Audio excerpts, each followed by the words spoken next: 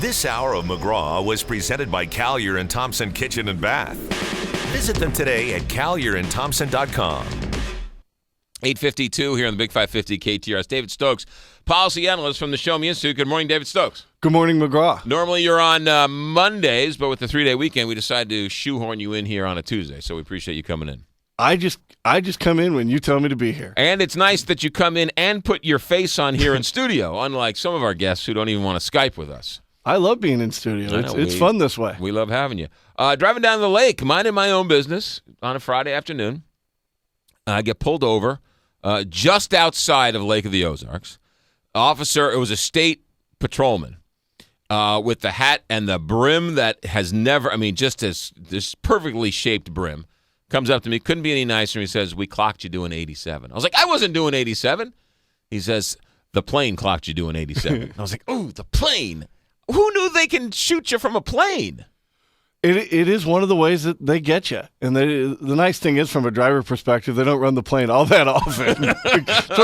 sort of a special thing. Well, the guy even says to me, so he takes my license and registration, goes to the car, writes me a ticket, and says, "I don't have the discretion to let you go with a warning because it's from the plane." So he says, "I have to give you." And I'm like, "Look, I get it. I understand." He says, "I don't like doing it." I'm like, "I'm sure you didn't sign up to become a state patrolman to give people tickets on the way to the lake."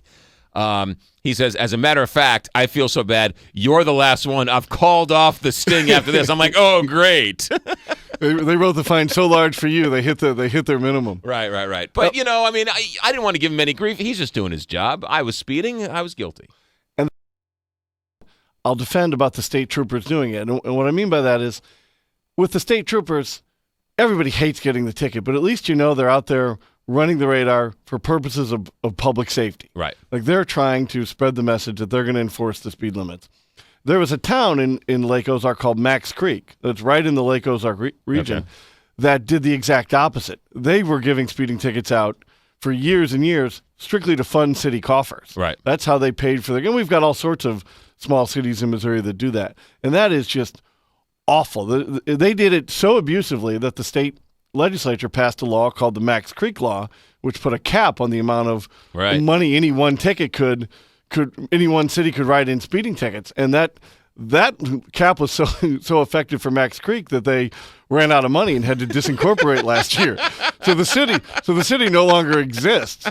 As soon as you told me that you had gotten a ticket in Lake of the Ozarks, I was like, well, it couldn't have been Max Creek. It no longer exists. Speaking of these types of things, I was driving the Central West End and I saw a parking meter that now takes your debit card.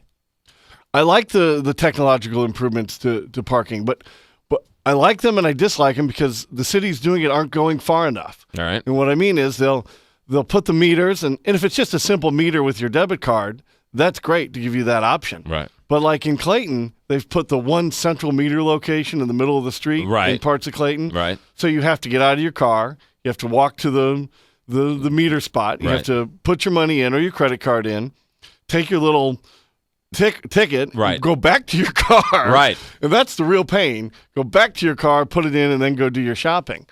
That's fine and all, but my problem with Clayton and presumably some of the other cities in the area, is that if they're going to allow you to do that, they should go one step further and allow technology to really help the person too. Meaning, you should be able to do this via your phone. Right. They should have a simple app, which is technology that easily exists, that you should be able to do this entire process from your phone, particularly if you need to add money to the meter. Right. And you're under the 2-hour limit. You should be able to do that online. Well, one of the reasons why they put the 2-hour limit or the half-hour limit is to get people moving, right? They don't want you to sit there for 8 hours. They want you moving. Right, which is why I said within the limit. If you think you're going to be in some place for a half hour and they've got an hour limit, you should be able to refill that time period with your phone. Right. Instead of having to go back to the middle of the street, put in more money, get your ticket, go back to your car, reinstall the ticket. It's a tremendous pain. And cities, if they're going to adopt this technology, and I think it's great that they need to go the full way so that it's easier for both the city and the driver. Well, you should just swipe your phone. Just beep, right? Put it on my phone bill. Beep. $2, boop, put it on my phone bill.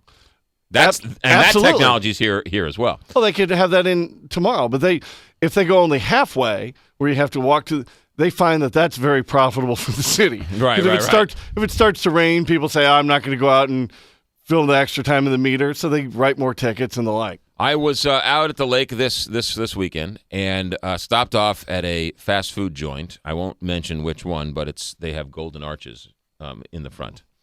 And it's McDowell's from Coming to America. The bill came to $15.08. Okay? So, no, it was $14.08, I think it was. So I gave the person $15.10. Figured I'd get $1.02 back. So I got the $1, and they give me the 2 pennies back. And the person in the car with me, they paid, so I handed them back the $1 and the 2 pennies. And the person says to me, "Throw those pennies away; they're useless." Now the government is spending more money to make a penny than a penny's worth, and now people are just throwing them away. What a total waste of government money. Absolutely. Get along the lines of eliminating Saturday postal delivery. Right. Getting rid of the penny is one of the more obvious ways for the government to save money. Everybody hates the penny. It's completely superfluous. It's very simple to either round up or round down to the 5-cent point.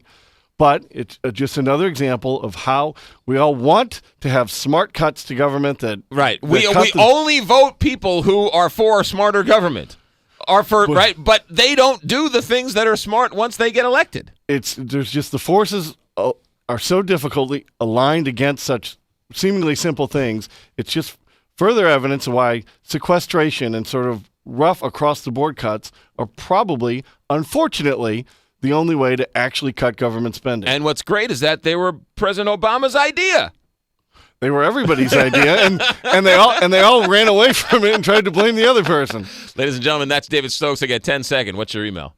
Follow me on Twitter at David C. Stokes, and showmeinstitute.org is the web. And at Twitter, we had one of my colleagues recently blocked from the Department of Elementary and Secondary Education. That was very interesting. KTR St. Louis, it's 9.